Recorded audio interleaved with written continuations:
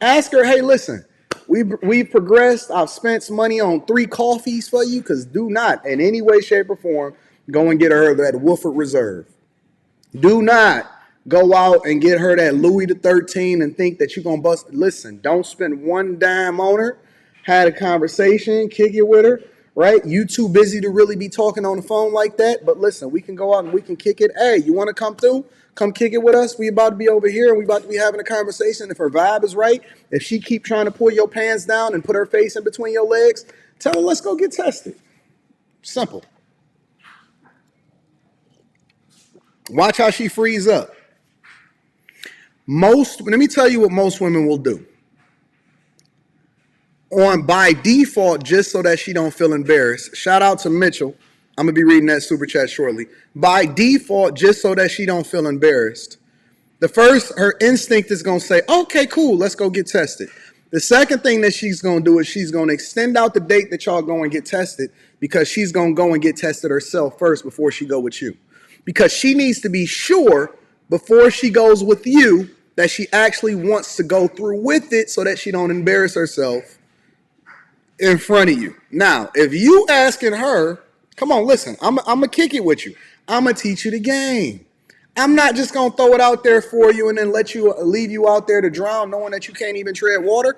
I'm going to give you the game. I'm going to give you the context. See, that's the difference between me and everybody else, is that I'm actually going to give you the thing that it takes in order to be successful. Let me tell you what's really going to happen. If you're asking her, hey, why don't we go and get tested? Because there's layers to everything and there's context to everything. Before we get into why you found yourself in a situation that you wasn't supposed to be in the first place, I'm going to add the layers into it so I can help you to understand what the nature of a woman is, and then why it is that you're doing what you're doing and why you should ask that question in the first place. Because if you asking a woman, hey, why don't we just go and get tested? First of all, you exhibiting a level of masculinity and you showing that you have no fear. And it's a strong possibility 99% of the time, you've already been tested and you know what your results are. So you're not afraid to actually ask her the question that's in your best interest, that then allows for you to make a smarter decision going forward. So because you've already been in a space to where you're comfortable enough to actually ask her the question, and you exhibiting a level of masculinity and you showing that I'm him, I'm that dude, you've already been tested and you know what your results are, right? And so when you ask her and you spring it on her, if she's for the streets, she's already going to have a level of fear within her and she's going to trip up. If she's not for the streets, but she's then made herself available to men she wasn't supposed to be with in the first place, and if she's sexually active, what's going to happen is she's going to say yes, but she's going to allow herself a little bit of leeway so that she can go and find out before she ever goes with you. When y'all go together, it's really just a formality. Y'all already know the results before you get there. Now, if she's dumb enough to actually not get tested before she goes with you, that shows, and if she get the results and they bad, that shows that she's really not situationally aware. And even if she wasn't the person that you wasn't supposed to be with, you're 100% sure, because that means that she was willing to risk it all, and she was going to be one of the type of women that was asking you to take the condom off because it felt better in the first place. I'm telling you the psychology behind it. The test isn't really whether or not she got something. The test is really just setting in motion the things that then allow for you to really see who a person is and see what their nature are. It's the thing that's going to find out whether or not she was going to do the thing that was in her own best interest before she ever went with you, or whether she was going to risk it trying to figure out whether or not she was going to gamble it and see it through just in case. Because most people already know where they at. They know where they stand. They know what the possibilities are. And so before they go out there and embarrass themselves, most people would rather actually give you something and be publicly embarrassed and shamed for it. I'm telling you the truth. Most people would rather actually do something negative to you than to be publicly shamed for it.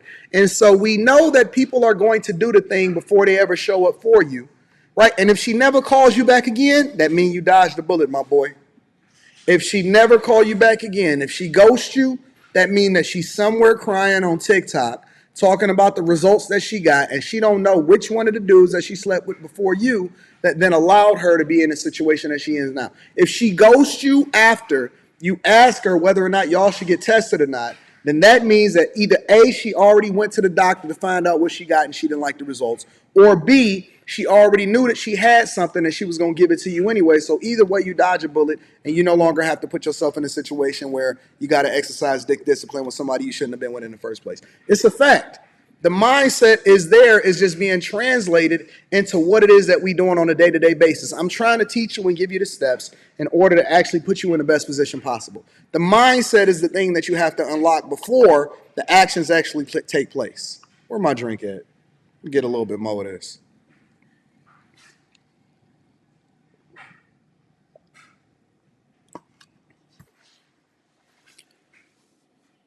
Because so many people, it is a lot of people that is out here talking the talk, but they not walking the walk, and they walking around itching every single day.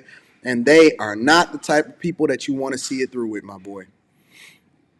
So let's switch over for a minute and let's talk about why you find yourself in this situation in the first place and why you should never have married her in the first place.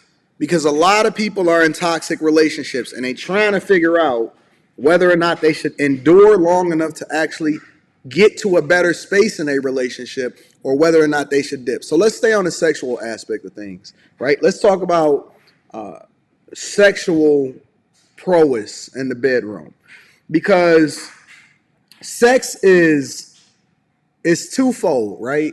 It could be the thing that keep you there longer than you're supposed to be there, or it could be the bridge between a time when you're not actually seeing eye to eye that allows you guys to continue to go forward. Now, if the sex is good, right, which is one of the reasons why most people stick together, is that they try to build around the sexual aspect of the relationship, it's a bad situation in the first place, because then you're going to deal with a lot of things that you didn't want to deal with, all because you're sexually connected. And that's the thing that creates the trauma, the bonds that keep you together when you wasn't really supposed to be together in the first place. It's the thing that she can't unsee when she goes in a relationship to relationship. And now everything that she's dealing with is based off of some comparison that she had in the past. And then that's naturally tied into the sexual relationship that she had with one of her exes or all of her exes, right? She can't unsee that. You can't unplug what's already been put into you. That's why you can't re-virgin yourself. You can't be a born-again virgin because you've already opened up your legs. It's already there. You'll never, ever be able to become a born-again virgin, because that would mean that you somehow got the Men in Black thing that could unpin you, and somehow you can rearrange your insides to where somebody didn't bust you down and bust you out. You can't unsee all of the people that you slept with. You can't unsee the train that all of them dudes ran on you. That's not for you. Now you're no longer marriage material. I'm going to need you to go and get a teal dress. I want your dress to look the same as an NBA jersey. You should have a multicolored dress. There's no reason why you should be walking down the aisle with a white dress. No way, no how.